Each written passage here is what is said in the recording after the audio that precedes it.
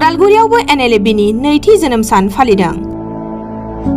थांनाय 2020 मायथाइनि 27 जानुवारि खालि बर'फोरनि थामथि गोजोन गोरोबथा थामहिनबा बिटिआरनि गोरोबथानि उनाव फिन खेबसेबाव आखायाव हाथियार लानानै बर' हारिखौ अलखदनिफ्राय रैखाथि होनो थाखाय नांबोनाय बर' हारिनि बिग्रायारि हानजा NLFB आफादनि दिनै नैथि गायसनथाइ सानखौ बिटिआरनि गुबुन गुबुन जिल्लाफोराव फालिनाय बायदिनो उदालगुरि जिल्ला सनाय डिजिगनेटेड केम्पआवबो गाजा गोमजायै फालिनायखौ नुनो मोननाय जादों। दिनैनि बे हाबाफारियाव गाहाय आलासि महरै बाहागो लाफैयो NLFBखौ गोजोन दाहाराव लाबोनायाव गाहाय बिफाव लानाय पृथ्वीराज नारायण देब मेस आरो ओनसोलनि गोबां रायजो राजाफोरा।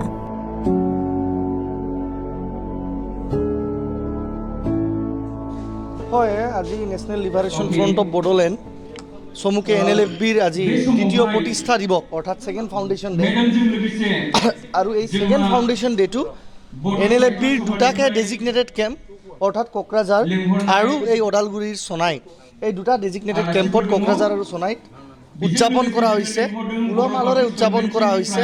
আৰু দ্বিতীয়তে এই ফাউণ্ডেশ্যন ডেট আমাৰ তৰফৰ পৰা আৰু কেৱল NLFBৰ গোটটোৰ পৰাই নহয়, বিভিন্ন প্ৰাক্তন NDFB প্ৰাক্তন বড়ো সংগঠনৰ নেতৃত্বসমূহ সকলোৱে বড়ো জনগোষ্ঠীৰ কাৰণে ত্যাগ স্বীকাৰ কৰি যোনে নিজৰ তেজৰ ত্যাগ আগবঢ়াইছে, যোনে শ্বহীদ হৈছে তেওঁলোকৰ প্ৰতি আজি সন্মান জনোৱা হয়, শ্বহীদ তৰ্পণ কৰা হয় আৰু বিভিন্ন কাৰ্যসূচীৰে এক বাৰেবৰণীয়া যি কৃষ্টি বা বাৰেবৰণীয়া যি সংস্কৃতি, সেই সংস্কৃতিৰে আজি কাৰ্যসূচী পালন কৰা হ'ব। আৰু অলপ পিছতেই আপোনালোকে দেখিছে যে ৰাজহুৱা হিচাপে গেওলাং মেল অৰ্থাৎ জনসভা আয়োজিত হৈ আছে।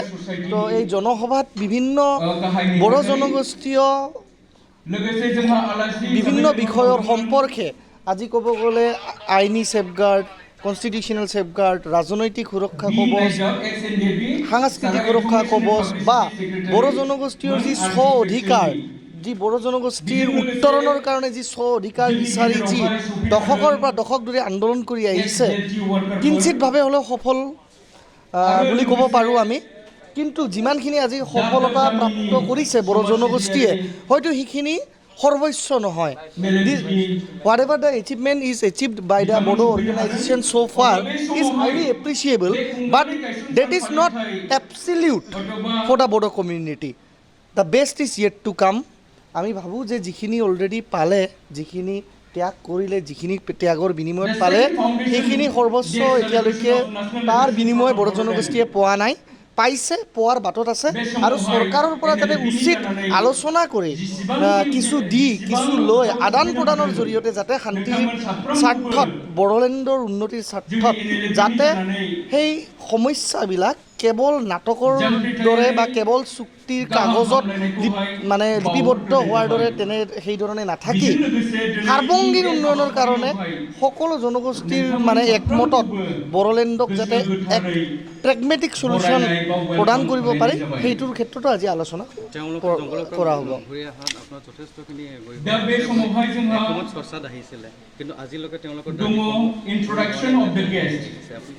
চাওক, এটা কথা মই ক'ব বিচাৰোঁ, NLFB সংগঠনে 2020 চনত তেওঁলোকে সংগঠিত হৈছিলে।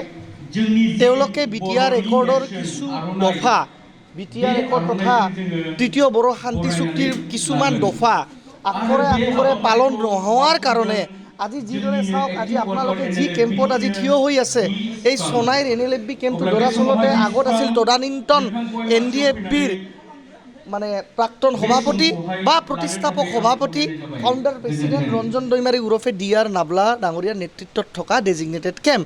আজি DR নাবলা ওৰফে ৰঞ্জন দৈমাৰী ডাঙৰীয়া কিন্তু আজি জেলত কাৰাৰুদ্ধ হৈ আছে। বিটিআৰ একৰ্ড অনুযায়ী বিভিন্ন গোচৰসমূহ প্ৰত্যাহাৰৰ কথা কোৱা হৈছিলে, কিন্তু চৰকাৰে সদিচ্ছা দেখুৱালেও হয়তো বিভিন্ন কাৰণত সেই গোচৰবোৰ এতিয়ালৈকে সম্পূৰ্ণভাৱে প্ৰত্যাহাৰ হোৱা নাই। আজি বিভিন্নবোৰ নেতৃবৰ্গ আছে NDFB আৰু NLFBৰ, যিসকলৰ ওপৰত NIA বা CBIৰ গোচৰসমূহ আছে, সেইবিলাকো আইনী পথৰ জৰিয়তে কিদৰে সমাধান কৰিব পাৰি সেইবিলাক বস্তু আমি চোৱা চিতা কৰিব লাগিব। সেইকাৰণে এটা বস্তু যিকোনো ঘটনা ঘটতে অতি সোনকালে হৈ যায়, কিন্তু সেই ঘটনাৰ পৰিঘটনাক যদি আমি সমাধান কৰিব লাগে তাক কিন্তু নিশ্চিতভাৱে অলপ অলপ সময়ৰ দৰকাৰ। কিন্তু এই বুলিলে এয়া নহয় যে সময় মানে অপচয় কৰি বছৰ বছৰ ধৰি আমি অপেক্ষা কৰি থাকিম। চৰকাৰৰ প্ৰতি আমি এক সময়ৰেখা আমি বান্ধি দিয়া আছে, চৰকাৰৰ প্ৰতি সদিচ্ছা আছে, কিন্তু চৰকাৰে যদি সেই সদিচ্ছা অটুট নাৰাখে তেতিয়াহ'লে নিশ্চিতভাৱে সহ্যৰ বান্ধ ছিঙি যাব, সেয়াটো সৰ্বজনবিদিত। চাওক, মই এটা খাৰাংখাছ এটা কথা কৈ দিছোঁ, ৰঞ্জন দৈমাৰী জেলত থকাটোত ৰাজনৈতিক ষড়যন্ত্ৰ নাই, কিন্তু ৰঞ্জন দৈমাৰীক জেলৰ পৰা ওলাই আনিব লাগে বুলি কৈ বিভিন্নজনে কিন্তু নিজৰ ৰাজনীতিৰ মানে এডভাৰটাইজমেণ্ট চলাইছে বুলি মই ক'ব পাৰোঁ। মানে Ranjan Daimary is now a product of advertisement and marketing for various Bodo political leaders. তেওঁলোকে ৰঞ্জন দৈমাৰী জেলৰ পৰা ওলাই আনে, জেলত ফচি থাকে, এইটো দেখাৰ দৰকাৰ নাই, কিন্তু ৰঞ্জন দৈমাৰীৰ বিষয়ে মাত মাতি যদি ইলেকশ্যনৰ আগত কিবা এডভাৰটাইজমেণ্ট গেইন কৰিব পাৰি, এইটোহে তেওঁলোকৰ লক্ষ্য এতিয়া হৈ পৰিছে। এয়া স্পষ্ট কথা, কোনোবা বেয়া পালেও পাওক, ভাল পালেও পাওক, আই ডোণ্ট কেয়াৰ। কিন্তু এটা কথা চাওক, আজি এয়া কোৱাটো অতিকৈ সহজ যে আইনৰ কাঠগড়াত গ'লে কোৰ্টে বিচাৰ কৰে, সেয়া চাগে কোনোবা জেনাৰেলি মেট্ৰিক পাছ কৰা বা জেনাৰেলি পিউ পাছ কৰা ল'ৰা এজনক বুজাব পাৰি। কিন্তু যোনজনে অলপ হ'লেও কিঞ্চিত হ'লেও ৰাজনৈতিক জগতৰ লগত জড়িত হৈছে বা প্ৰশাসনিক জগতৰ লগত জড়িত হৈছে, তেওঁলোকে ক'ব পাৰিব যে সাধাৰণ এটা চুৰিৰ গোচৰতো আপুনি যদি জামিন ল'ব বিচাৰে, তেতিয়া যদি কোৱা হয় যে আপোনাক কোৰ্টেহে জামিন দিব, পুলিচে কি কৰিব, এয়া অতিকৈ হাস্যকৰ। কাৰণ কেছ ডায়েৰীৰ পৰা চাৰ্জশ্বিটলৈকে পুলিচৰ তাতে অজস্ৰ হাত থাকে। এজন ব্যক্তিক একেটা গোচৰত, একেটা অপৰাধত 3 মাহ জামিনবিহীন গোচৰত মানে জুডিচিয়েল কাষ্টডিত ৰাখিব পাৰি, আৰু একেটা ব্যক্তিকে কিন্তু অলপমান চেম্পেথেটিকেলি চাই কেছ ডায়েৰীটো ছাপৰ্টিভভাৱে দি পিনে সেইজন মানুহক 15 দিন বা 20 দিনত জেলৰ পৰা উলিয়াই আনিব পাৰি। তো নিশ্চয় ক'তবা নহয় ক'তবা সদিচ্ছাৰ কম আছে বুলি মই স্পষ্টভাৱে ক'ব পাৰোঁ। ৰঞ্জন দৈমাৰীৰ ন্যায় প্ৰাপ্তিত বিলম্ব হোৱাটো হৈছে, ইয়াততো আৰু নতুনকৈ ক'বলগীয়া একো কোনো কথা নাই, আৰু ইয়াত নতুনকৈ ড্ৰামা কৰিবলগীয়াও কোনো কথা নাই। তেওঁ জেলত আছে, তেওঁ জেলত কাৰাৰুদ্ধ হৈ আছে, তেওঁৰ আগৰ যি শাস্তি প্ৰদান কৰা হৈছিলে সেই শাস্তি গুৱাহাটীৰ মহামান্য উচ্চ ন্যায়ালয়ে বাহাল ৰাখিছে। কিন্তু এতিয়া কথাটো হ'ল, গুৱাহাটী উচ্চ ন্যায়ালয়ে যিহেতু শাস্তিটোক বাহাল ৰাখিছে, তাৰ উপায়টো কি? দুটা। মূৰ ফালি পেলালেও কোনোবা যদি ৰাস্তাত গৈ আত্মহননো কৰি লয়, কোনোবা যদি কয় যে ৰঞ্জন দৈমাৰীক জেলৰ পৰা উলিয়াই দিব লাগে, আমি বড়ো জনগোষ্ঠীয়ে গাত আগুন জুই জ্বলাই ল'ম, সেই বুলি ক'লেতো আৰু ৰঞ্জন দৈমাৰী জেলৰ পৰা ওলাই নাহে নহয়। এইবিলাক আৱেগিক বুলি ক'লেই কেৱল মানে ৰাজনীতি নহয়। মই কৈছোঁ অলপ আগতে যে ৰঞ্জন দৈমাৰীক দৰাচলতে কোনোবা জেলত আছে নাছে এইবিলাক কেয়াৰ কৰাই নাই। অধিকাংশ লোকে ৰঞ্জন দৈমাৰীক লৈ ৰাজনীতি এটা মাৰ্কেটিং এডভাৰটাইজমেণ্ট কৰি আছে। তো এতিয়া দুটাই উপায়, যে ৰঞ্জন দৈমাৰীক হাইকোৰ্টে যিহেতু তেওঁৰ যি কনভিকশ্যন বাহাল ৰাখিছে, স্পেচিয়েল জাজে দিয়া কনভিকশ্যন, চ' সেই কনভিকশ্যনটোক চেলেঞ্জ কৰি সুপ্ৰিম কোৰ্টত যাব লাগিব। আৰু এটা উপায় আছে যে মাৰ্চি পিটিশ্যন, প্ৰেচিডেণ্টৰ পৰা মাৰ্চি প্লি। তো দুটা উপায়, হয় উচ্চতম মহামান্য দিল্লীৰ উচ্চতম ন্যায়ালয়ে তেওঁক সমাধান কৰিব লাগিব, আৰু অন্যথা ভাৰত চৰকাৰৰ গৃহ মন্ত্ৰালয়, ভাৰত চৰকাৰৰ আইন মন্ত্ৰালয়, আৰু বিশেষকৈ ক'ব লগা হ'লে ভাৰত চৰকাৰৰ আইন মন্ত্ৰালয়ৰ কিন্তু আইনৰ কেবিনেট মন্ত্ৰী আজি ক'ব গ'লে কিৰেণ ৰিজিজু, যি নেকি আমাৰ উত্তৰ পূৰ্বাঞ্চলৰে এগৰাকী ট্ৰাইবেল জনজাতীয় সন্তান। গতিকে আমি আশা কৰোঁ যে প্ৰধানমন্ত্ৰী নৰেন্দ্ৰ মোদী ডাঙৰীয়া আৰু অমিত শ্বাহ ডাঙৰীয়াৰ তাৰমানে সদিচ্ছা যদি থাকে, আৰু হিমন্ত বিশ্ব শৰ্মা ডাঙৰীয়াই যদি তাৰমানে এক নিজৰ পৰা বলিষ্ঠ পদক্ষেপ গ্ৰহণ কৰে, তেতিয়াহ'লে নিশ্চিতভাৱে ভাৰতবৰ্ষৰ আইন মন্ত্ৰালয়, ভাৰতবৰ্ষৰ গৃহ মন্ত্ৰালয় আৰু অসম চৰকাৰৰ গৃহ বিভাগে যৌথভাৱে যদি প্ৰচেষ্টা কৰে, ৰাষ্ট্ৰপতিৰ পৰা সমাধান পোৱাটো অতিকৈ সম্ভৱ বুলি মই বিশ্বাস কৰোঁ। কাৰণ ইয়াৰ বাহিৰে মই কোনো গত্যন্তৰ দেখুওৱা নাই। Sir, one lastly question. From BTR, many Boro people, they have one question. They have questioned that this BTR government can do anything else, because in BTR, already BTR government has promises that they can withdraw Ranjan Demarie without any misguidelines. But still so far, there is no any help from BTR government. What is your opinion? See, I would like to clearly say, I would better reply to you in Assamese, such that everybody can clearly understand it. মই অসমীয়াতে কৈছোঁ। চাওক, ৰঞ্জন দৈমাৰী ডাঙৰীয়া কাৰাৰুদ্ধ হৈ আছে। সকলোৱে জানে যে তেওঁৰ যিটো আগৰ স্পেচিয়েল জাজে দিয়া যি শাস্তি, সেই শাস্তিক বাহাল ৰাখিছে মহামান্য গুৱাহাটী উচ্চ ন্যায়ালয়ে। এতিয়া কোনোবা পৃথ্বীৰাজে বিচাৰিলে, কোনোবা XYZ লিডাৰে বিচাৰিলে, কোনোবা হাগ্ৰামা মহিলাৰে বিচাৰিলে, কোনোবা প্ৰমোদ বড়োই বিচাৰিলে, কোনোবা গোবিন্দ বসুমতাৰী বিচাৰিলে তেওঁক যে জেলৰ পৰা কালি ওলাই আনিব পাৰে, এইটো অসম্ভৱ কথা। মই কৈছোঁই যে ইটছ এনাফ ৰঞ্জন দৈমাৰীক লৈ মাৰ্কেটিং বহুত হৈ গ'ল, এডভাৰটাইজমেণ্ট বহুত হৈ গ'ল, ৱাশ্বিং পাউডাৰ নিৰ্মা বহুত হৈ গ'ল। এতিয়া প্ৰেক্টিকেলি যদি কোনোবা কৰিব বিচাৰে, ভাই চিফ মিনিষ্টাৰৰ লগত লগ কৰক, চিফ মিনিষ্টাৰৰ লগত লগ কৰি এডভকেট জেনেৰেলৰ লগত লগ কৰক, ভাৰতবৰ্ষৰ এটৰ্নি জেনেৰেল, চলিচিটৰ জেনেৰেলৰ লগত আলোচনা কৰক, and then go through the state government's home department, pray for the mercy from the president through proper channel using the Ministry of Home Affairs and Ministry of Law and Justice.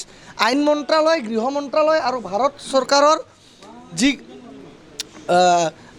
ল' and justice দপ্তৰ, সেই দপ্তৰৰ পৰা সহায় লৈ পিনে ভাৰতবৰ্ষৰ যি attorney general, ভাৰতবৰ্ষৰ যি চলিচিটৰ জেনেৰেল আৰু অসমৰ উচ্চ ন্যায়ালয়ৰ যি এডভকেট জেনেৰেল, যিজনক আমি দেৱজিৎ শইকীয়া ডাঙৰীয়া হিচাপে চিনি পাওঁ, এই তিনিজনক লৈ গৈ উচিতভাৱে কেছখনক ফ্ৰেম কৰি সুপ্ৰিম কোৰ্টত এপ্ৰ'চ কৰিব লাগে আৰু পেৰেলেলি ৰাষ্ট্ৰপতি ডাঙৰীয়ালৈকেও সমাধানৰ কাৰণে মানে ইয়াচিকা বা পিটিশ্যন ছাবমিট কৰিব লাগে।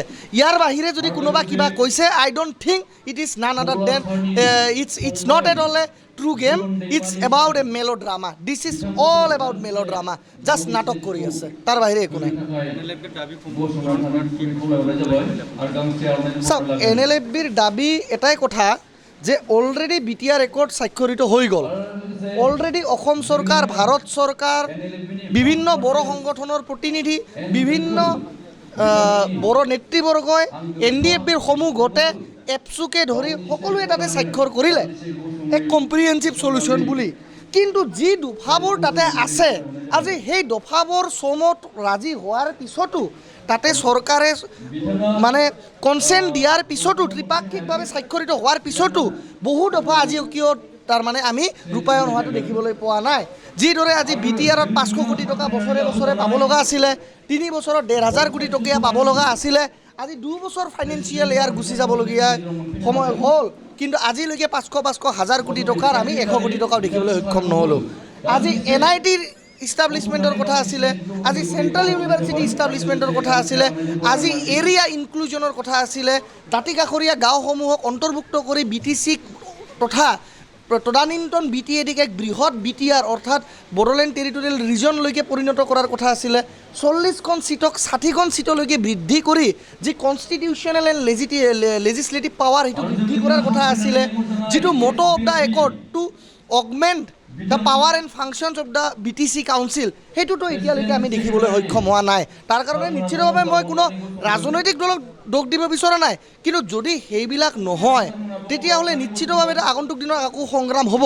কিন্তু NLFBয়ে কৈছে যে আমাৰ নতুনববীয়াকৈ দাবী একো নাই, কিন্তু যিবিলাক তাতে কোৱা হৈছে, গোচৰ প্ৰত্যাহাৰ কৰা, গাঁও ইনক্লুজন কৰা, শোণিতপুৰ বিশ্বনাথক BTRত সন্নিৱিষ্ট কৰা, তাৰ পিছতে বিভিন্ন যিবিলাক নেতৃবৰ্গ সংগ্ৰাম কৰি তেওঁলোকৰ জীৱন ত্যাগ কৰিছিলে, তেওঁলোকৰ পৰিয়াললৈকে উচিত মৰ্যাদা প্ৰদান কৰা, আজি তেওঁলোকৰ পৰিয়ালৰ প্ৰতি সহানুভূতি দেখুৱাই কম্পেশ্যনেট এপইণ্টমেণ্ট চাকৰি প্ৰদান কৰা, বড়ো ৰেজিমেণ্ট কৰা, এইবিলাক বস্তু এতিয়াও বাকী আছে আৰু এইবিলাকক লৈয়ে NLFB আলোচনাত অগ্ৰগতি মানে বঢ়াই আছে বুলি মই অনুভৱ কৰোঁ। আৰু এজ এ মেডিয়েটৰ মই ইমানখিনিয়ে জ্ঞাত।